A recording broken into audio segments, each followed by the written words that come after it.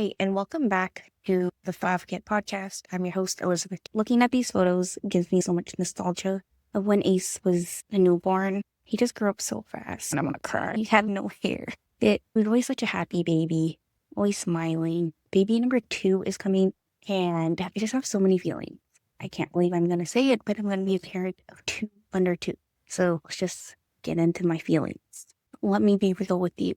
So we're about to go from 1 kid to 2 kids, and my brain is just ping-ponging around from absolute terror to so much excitement and love and joy. I wanted to film this to capture my raw thoughts before it all happened. It's nice to look back and say, hey, it was better than I thought it would be. I think one of the most anticipated things I've been thinking about is Ace meeting his brother for the first time inside the hospital. I just don't know really what to expect. I've been watching a lot of TikToks on siblings meeting the newborn baby. Here, it can go a couple different ways. Some babies are really sweet. They hug and kiss their sibling. And some siblings are nonchalant. They just ignore the new baby. There's also ones where the toddler is really rough with the baby. They meet the baby for the first time and slap them in the face or something. I hope that does not happen, but we'll see. And yeah, I'm a bit worried because Ace can be a little rough sometimes, especially when he's excited. So I'll just call them back or something. But Ace is really sweet in general, so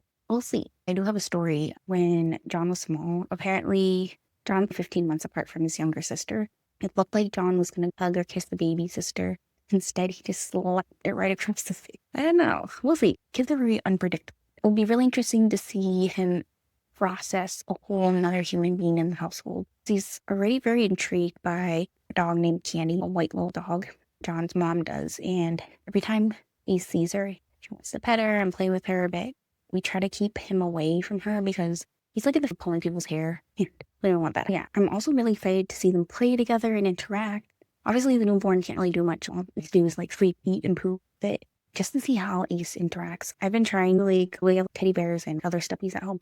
I've been trying to cradle them in front of Ace and be like gentle and give him a kiss, and Ace just takes the leg of the teddy bear and just starts swinging them around and throwing them. I'm trying to tell him no and trying to teach him, but he's just really rough with his toys. I hope he can learn how to be gentle with his brother. I hope he can learn how to be gentle with his sibling. But yeah, we are obviously going to have to keep a very close eye.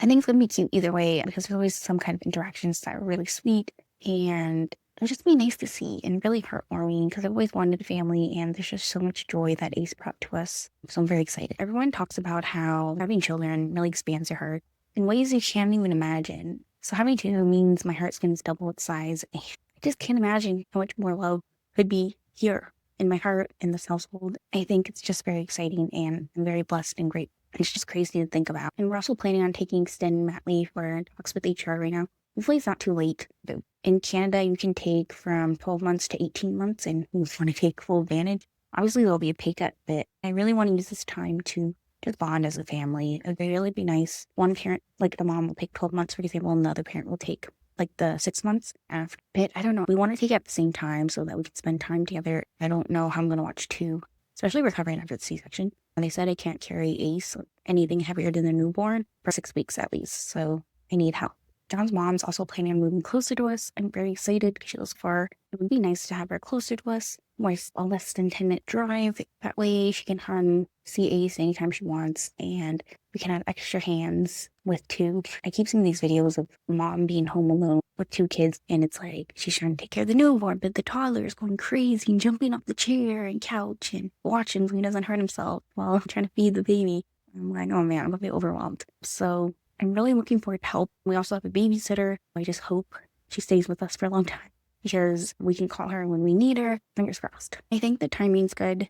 The baby's due sometime in March, so at least it'll be slightly warmer. We can probably go for more walks, whether that be park trips or walks around the neighborhood. I can see Ace play outside in the playground for the first time. That's going to be so exciting. And yeah, just really enjoy the outdoor times with our boys. Yeah, because winter depression is real, and it can be very hard not to get outside. You really have to force yourself to have enough energy. When I go on walks, I want to make sure that John's here because it's just so much to bring. Here's what's making me feel more confident about this whole entire thing. We've done this before.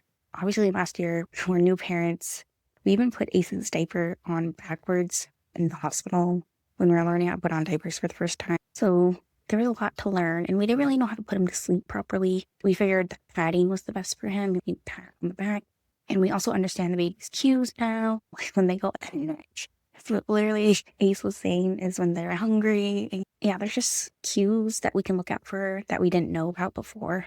And I think most of all, we know that we are adaptable and resilient, and we'll figure things out. Obviously, we want the best for the baby. So I think that leads to a lot more confidence this time around. First time we were like, what are we doing? Asking Google, asking our doctors. Like, first time parents really be out there guessing. At least now we have somewhat of an idea of what to expect. But yeah, I was looking at photos of Ace the other night. When you have an iPhone, it shows you like just a bunch of random photos from like past couple months. They were showing like, my phone was showing me really early day photos when Ace was a newborn and he would just sleep all day.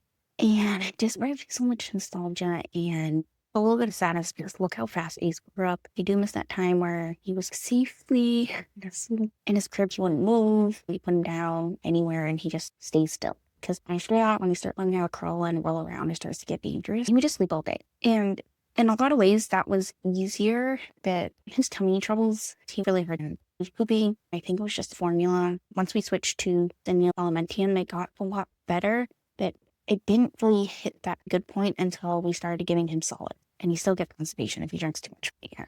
I am worried about the next baby having that because he's sleeping for hours at night and it was really painful to see and not getting enough sleep. So we try to sleep at night, but he wakes up every 2 hours, especially with our moms. They took 1 week each with us. We eventually figured out that we should sleep in the day and definitely made it. It was me without sleep. When I really have trouble when I'm cranky, hungry, or tired.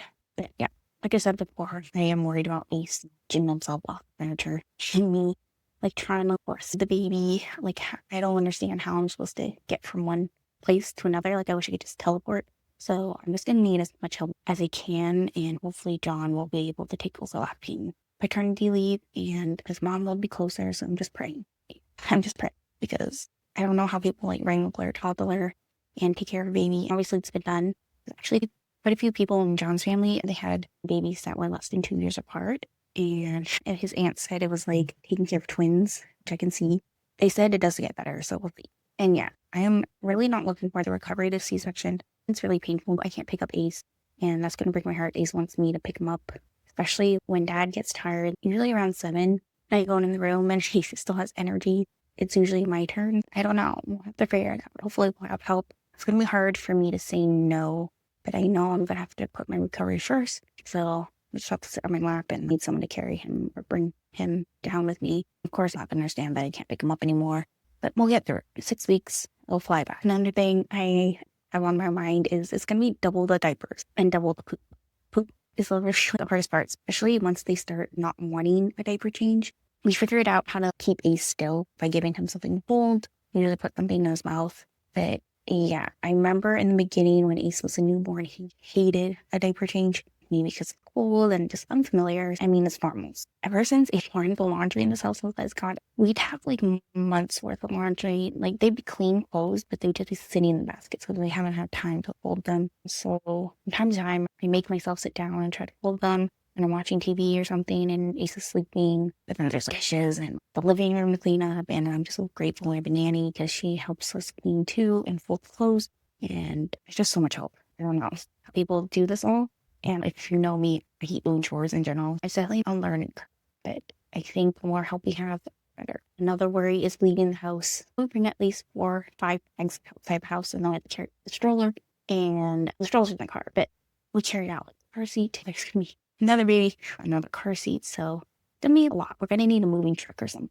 Yeah, so double the diaper bags, the clothes, the toys, just everything. I do feel bad for Don because he's the one that does the stroller setup and car seat setup. Sorry, John, you're on car seat duty. Another worry I have is mental recharge time. I think it's just so important to have that time to yourself. Mental is so important for parents, especially mothers who usually have most of the responsibility to refill their cup and recharge so that they can be there mentally and physically for their baby and for themselves. It's about safety and the well-being of mother and child. So I am worried because there's me too. I don't know how people do it with triplets, quadruplets, and more. At least we know that when the baby is asleep, we can try to recharge. And another worry is Ace is getting shorter and shorter. There's one point where he only slept 30 minutes and then an hour during his nap. He would take 3 naps, but they would go so late into the day. I just know that the quiet hours are going to be very rare, and I have to take full advantage and recharge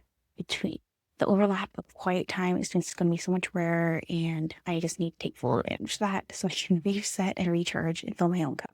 Because I know if I'm cranky, it affects my mood, my relationships, and my patience in general. And I am worried I'm going to be running on empty most of the time. Share my coping strategies, which I think are going to be very essential for me. One, asking for help.